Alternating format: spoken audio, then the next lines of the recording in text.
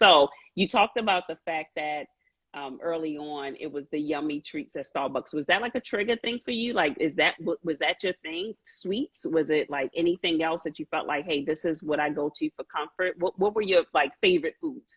So we could say, oh yeah, I understand. She likes the things that I used to like. What did you really go to? Yeah, well, it started even earlier than that because we didn't really have candy and all the other like snacks that your regular kid would have. We would have like Haitian snacks like patties. Haitians like to make like these types of pastries. So Mm. when I used to get a quarter or a dollar, I would run to the store and they would have those Swedish fish or these sour powers. I don't know if everyone remember, like many years ago, used to have the sour powers. They used to come in a pack. And if you go to the store, they take a little, they take one slice and it was like a penny a slice. They put it in the bag and you Yeah.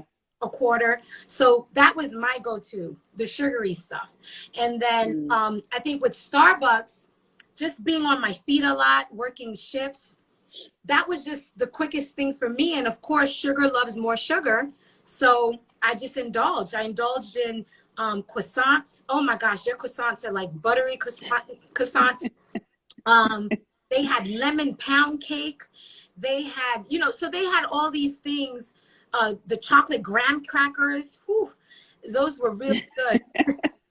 Don't take you back. Listen, Don't take like me back. No, it's okay. Like, No, it's okay.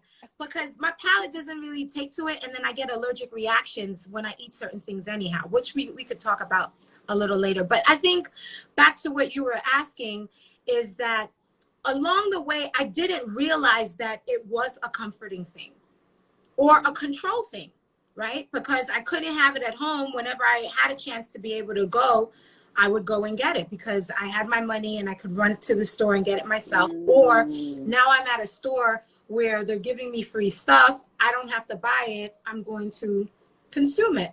So I think it was more of a control thing for me.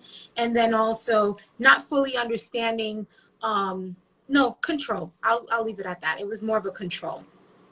That's pretty interesting that you're saying control, because that's a real aha for a lot of people. It's kind of like, I'm grown, I will, or it's my money, it's my body, and so it's like, I have full autonomy over me.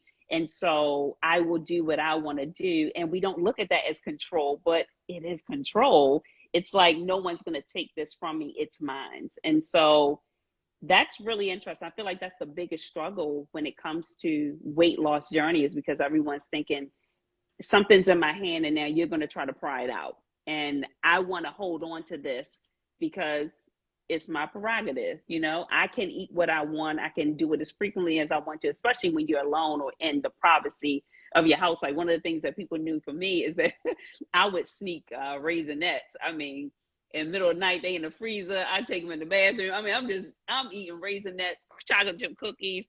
Candace can tell you, one of my good friends, I have some chocolate and it would not last in here. But I mean, I don't care how many bars I have. In about 2 days, it's gone, because it just like, it's so interesting. So especially sugar. Sugar is like, has a way of like tapping, like, hey, Shauna, don't forget me. I'm in the freezer. Like, what? So it's like, my thing is like, get rid of it quick. But then also too, knowing that if I still have that issue, I'm going to buy it again and have that same situation over and over again. So I love the fact that you said control. I think that brings up a whole different element of a fitness journey and a food journey and our relationship to food.